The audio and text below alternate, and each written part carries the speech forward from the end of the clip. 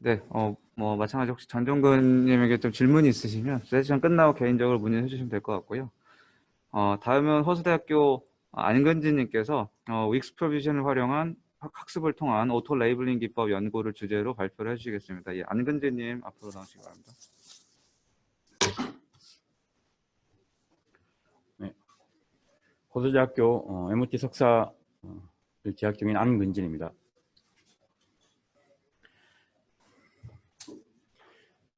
네, 저는 그 윅스퍼비전을 통한 학습을 통한 오토 라벨링 기법 연구를 통해서 이번 세션에서 그 연구를 한 설명을 진행하도록 하겠습니다. 먼저 연구 개요를 말씀드리겠습니다.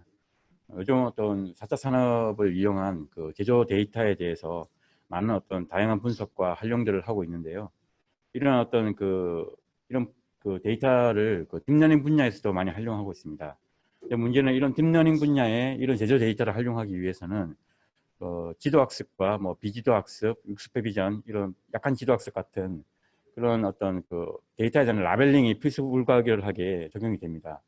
이런 데이터를 라벨링하기 위해서는 많은 어떤 전문 인력이 투입되고 전문 인력뿐만 아니라 이런 개발자들이라든지 고가의 비용을 어떤 인건비를 사용하는 그런 어떤 사람들이 투입되기 때문에 많은 비용이 발생한다고 볼 수가 있습니다.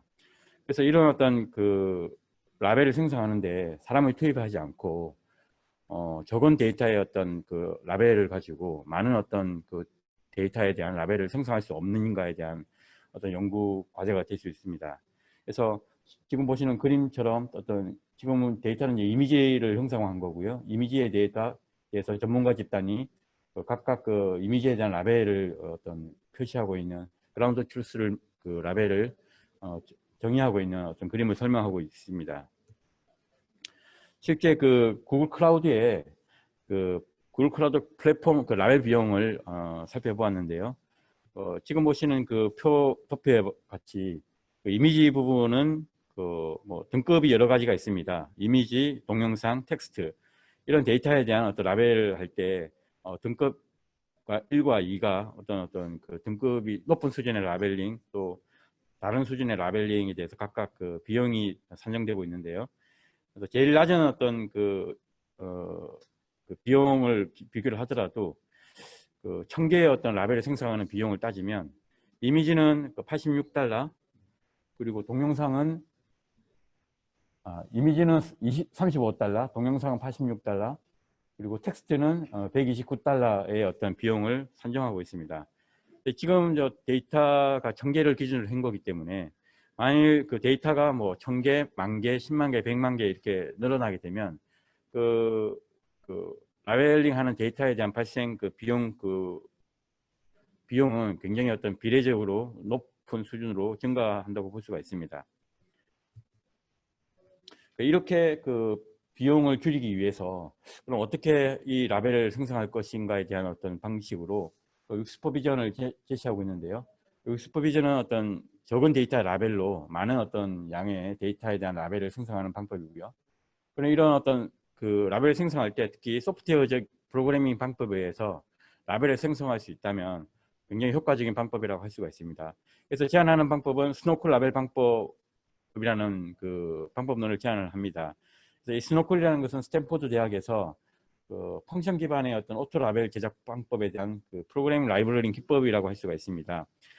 그림에서 보시는 바와 같이 이런 어떤 이미지 데이터들을 중간에 스노클 라벨 펑션 모델의 알고리즘에 대입을 하게 된다면 가상에 대한 라벨 데이터가 생성이 됩니다. 이런 모든 과정들은 소프트웨어 프로그래밍 방법으로 생성이 되는 방법이고요. 물론 이 라벨 모델 자체도 다양한 모델이 있겠지만 특히 이 라벨 모델 자체를 생성하는 데도 딥러닝 알고리즘이 안에 내부적으로 들어가 있고요. 결과적으로 이렇게 딥러닝 스노클 라벨 모델을 통해서 만들어진 데이터들을 실제 데이터셋에 라벨을 부여하게 됩니다. 오른쪽 맨 아래쪽 같은 경우에는 이제 스노클이 펑션 기반의 어떤 라벨이기 때문에 우리가 프로그래밍 랭귀지에서 펑션을 만들듯이 어떤 여러 개의 펑션을 만들어서 라벨을 생성하는 형태가 될 수 있겠습니다. 그 연구 진행을 위해서 먼저 데이터셋을 선택을 하였습니다. 나사에서 그 제공하는 그 IMS 그 롤링 베어링 어떤 진동 데이터셋을 선정을 하였고요. 이 그 롤링 베어링 데이터셋은 그 4개의 베어링에 그 8개의 센서, 진동 센서가 부착되어 각각 그 초당 20kHz의 어떤 그 샘플링 신호를 약 30초 간격으로 데이터를 수집한 그런 데이터셋이고요. 이 데이터셋을 그 로딩을 해서 R 프로그래밍을 통해서 이 데이터셋을 로딩하고 데이터셋에 대한 어떤 그 스펙트럼을 분석을 하였습니다. 왼쪽 그 아래 그림에 보시면 그 데이터셋을 통해서 데이터에 대한 어떤 신호를 그림을 그렸고요. 신호에 대한 어떤 그 FFT 분석을 하였습니다. 그래서 주파수 대역에 대한 밀도를 분석을 한 결과 이 밀도를 좀 더 어떤 그 중간 평균 수준으로 이렇게 바꾸는 그 오토 리그레션 그 회귀 모델을 통해서 간소화해서 가운데 아래쪽 같은 그런 어떤 모형 그 스펙트럼 모형을 얻을 수 있었고요. 이런 스펙트럼 모형을 통해서 전체 어떤 통계적 어떤 그 함수들을 통계적 그 값들을 제작을 하였는데요. 통계적 값들은 외도라든지 첨도라든지 RMS라든지 이런 131개의 그 통계적인 알고리즘을 통해서 각각 그 이 스펙트럼에 대한 그 값들을 데이터들을 분석을 했습니다. 그리고 최종적으로 랜덤 그 포레스트 기법을 통해서 이러한 131개의 그 알고리즘, 통계적 알고리즘 데이터 중 이런 피처들에 대해서 탑 20개, 탑 10개에 대한 가장 중요하게 요인을 미치는 10개의 어떤 그 피처들을 선택을 하였습니다. 그 오른쪽 아래는 그 10개에 대한 피처들을 나타내고 있고요.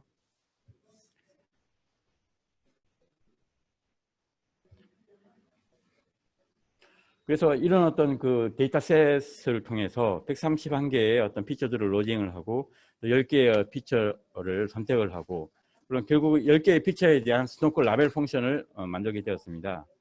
그래서 스노클 라벨 펑션을 통해서 마지막으로 우리가 딥러닝 알고리즘을 통해서 얻어낸 웨이트 파일을 생성하게 되고 그 웨이트 파일을 통해서 실제 그 데이터에 가상 라벨을 붙이는 어떤 작업을 하였습니다. 그림에서 보시는 바와 같이 이제 데이터셋에 스노클 라벨을 대입하기 위해서는 맨 오른쪽에 있는 실제 라벨, 최소의 어떤 그 라벨 데이터를 제거를 한 다음에 그 데이터셋을 그 스노클 펑션으로 제작을 하게 되었습니다. 네, 그 10개의 어떤 피처에 대해서 펑션을 제작할 때 그 어떤 그 알고리즘을 정해야 되는데요. 이때 설정했던 알고리즘은 그 피처의 값들이 그 오류 사항에서 발생했을 때 가장 빈도가 높은 순서대로 그 머지를 그룹 파일을 했을 때 이런 어떤 그 빈도 수는 정규 분포를 그리고 있었고요. 이런 정규 분포를 그리는 그 사이의 어떤 그 값들을 그 구간을 정해서 그 펑션을 시작하였습니다. 결국 그 오른쪽에 있는 이 펑션 같은 경우는 이런 피처들에 대한 어떤 빈도에 대한 그 중간값이라고 할 수가 있고요. 그 구간을 정해서 펑션을 정했고 이 펑션을 실제 데이터가 이 펑션을 통과했을 때 이거는 라벨이다, 이거는 라벨이 아니다, 블란드 트루스가 아니다라는 어떤 결론에 이르는 어떤 과정이 진행되고 있습니다.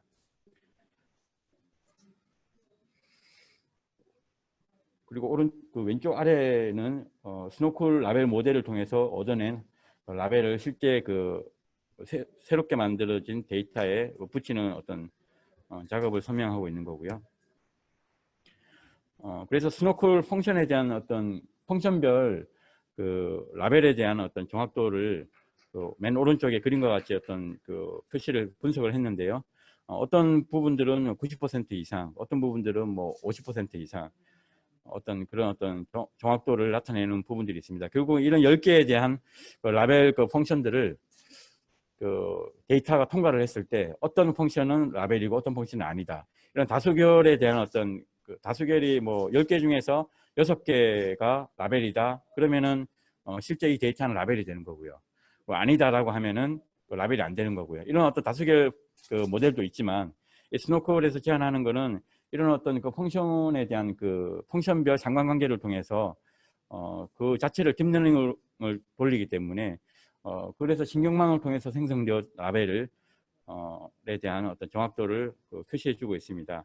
그 오른쪽 밑에 보면 스노클 라벨 그 정확도는 93.2%고 다수결 같은 그 모형은 뭐 91.1% 이런 어떤 라벨 모델 자체에 대한 어떤 정확도를 나타내주고 있습니다.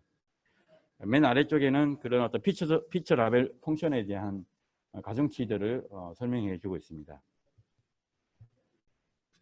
그래서 이런 어떤 그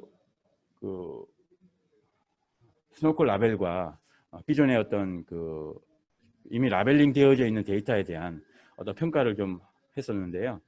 그라운드 트루스, 전문가 집단에 의해서 생성된 라벨과 스노클에 의해서 생성된 라벨과의 그러면 어떤 실제 딥러닝 모델을 만들었을 때 똑같은 데이터를 조건으로 그 케라스 선행 모델 딥러닝을 했을 때 어느 정도 차이가 나는지를 비교 평가를 했습니다.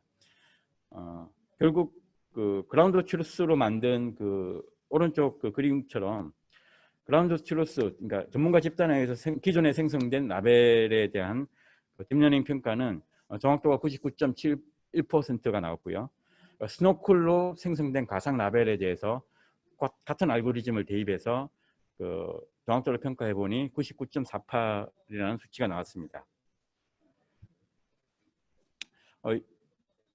연구 결론은 결국 그 윅스퍼비전 그 스노클 라벨을 통해서 생성한 그 정확도는 기존의 전문가 집단에서 생성한 것보다는 약간 좀 떨어지게 나왔지만 0.2%가 좀 적게 나왔거든요.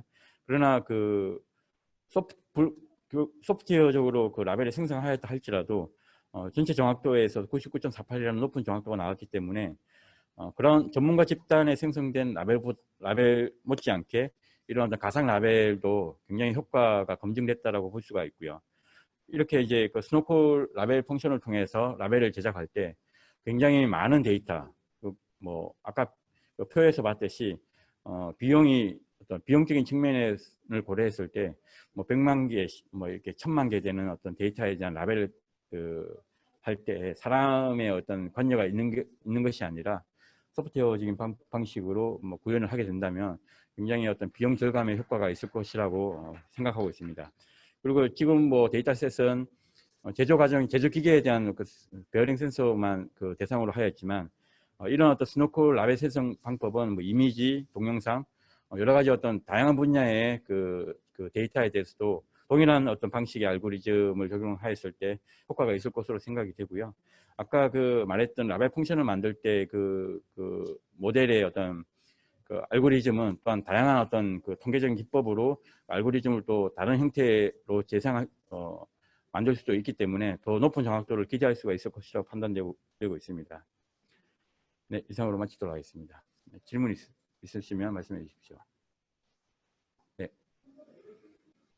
지금 인공지능 데이터 자동으로 가공하는 것이 분들인데 이쪽에 사용하는 어떤 알고리즘하고 개발하지 않는 차이점, 경쟁력 네, 그런 그 실제 이제 비교를 하기 위해서는 같은 알고리즘을 대상으로 실제로 스노클 라벨로 만들었던 그 데이터 셋과 기존에서 쓰고 있는 그런 통계적 기법으로 생성된 그런 부분들에 대해서 비교 검증을 뭐 해보면 정확히 알겠지만 아마 지금 그 제 연구 결론에 의해서는 그렇게 차이는 나지 않을 것이라고 생각이 되거든요. 그래서 그런 기회가 있으면 데이터셋을 또 뭐 참고할 수 있는 자료를 주시면 한번 검증해 볼 필요는 있을 것 같습니다. 추측의 문제겠지만 아까 이제 이미지에 특정을 있다라고 말씀하셨는데 네네. 지금 이제 제조 데이터에 대한 네. 이미지는 또 이게 더 경우의 수가 많잖아요. 지금도 사실은 이거를 거의 뭐 이제 말씀하신 대로 인력을 활용해서 정말 일일이 다 찍고 라벨을 하고 그렇게 하고 네. 지금 여기서 굉장히 그래도 그런 식으로 스노클로 한 라벨은 굉장히 예측이 높게 나왔는데 네. 이미지에서는 좀 어떻게 생각하나요? 이미지나 영상에서 어떤 그런 것들을 연결을 하면 결국 그 이미지나 영상은 어떤 같은 종류의 어떤 그 데이터라고 볼 수 있을 것 같고요.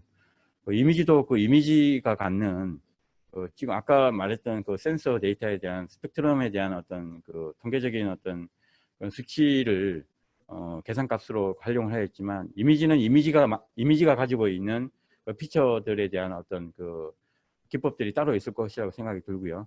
결국은 이미지도 이미지를 분석하는 알고리즘들이 많기 때문에 그런 알고리즘들을 대상으로 피처를 뽑아내고 그 피처들에 대한 스노클 펑션을 만든다 그러면 충분히 그 효과가 있을 것으로 생각이 됩니다. 네. 스노클이라는 프로젝트를 말씀하시기로는 스노클 안에서 모델을 넣어주면 생성할 수 있는 기계라고 말씀하셨는데 네. 예를 들어서 저 같은 경우는 시멘틱 세그멘테이션인데 이미지 픽셀 베이스로 라벨링을 하는 거를 연구를 하고 있는데 네네. 그런 거에도 저런 거를 적용할 수 있는 네. 그래서 이미지는 요즘에 제너러티브하게 애니라고 네네. 애니 통해서 이제 많이 테스트를 들어가는데 네. 그러한 방식으로도 저런 툴을 쓸 수가 있는지 네. 이제 뭐 개인 같은 경우는 이미지를 그 자체적으로 생성하는 그 알고리즘 모델이기 때문에 그거는 별도의 어떤 분야인 것 같고요. 실제로 이미지에 대한 어떤 픽셀 단위의 어떤 그 픽셀 단위의 어떤 그 라벨링을 할 경우에는 결국 이미지가 갖는 고유의 어떤 그 픽셀 단위의 특성들이 있을 것이라고 생각이 들고요.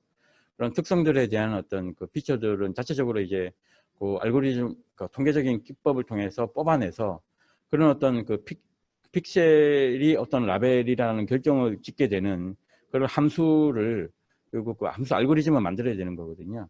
그 함수 알고리즘이 스노클 라벨 펑션이 되는 겁니다.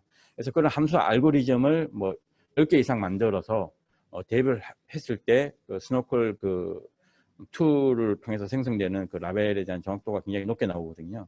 그래서 결국은 그 피처들에 대한 알고리즘, 통계적인 알고리즘들은 어떤 형태로든 구해야 되는 거죠. 네.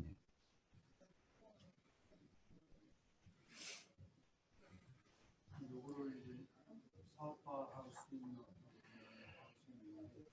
왜 제가 생각하기에는 이런 어떤 그 플랫폼을 만들어서 다양한 어떤 데이터를 로딩을 하고 기존 작은 어떤 그 라벨링된 그라운드 트루스가 있는 그 데이터를 로딩을 했을 때 향후에 다양한 어떤 많은 데이터를 그 업로드를 해서 라벨 생성하는 그런 어떤 플랫폼을 만들 수도 있을 것이라고 생각이 들고요.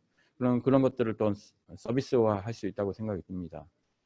네, 뭐 이런 자체도 이제 뭐 개발자의 손을 거치지 않고서도 화면에서 데이터를 로딩하고 분석하고 하는 작업들을 서비스화 할 수 있을 거라고 생각이 들고 뭐 충분히 어떤 그 상용화 경쟁력이 있다고 볼 수가 있을 것 같습니다.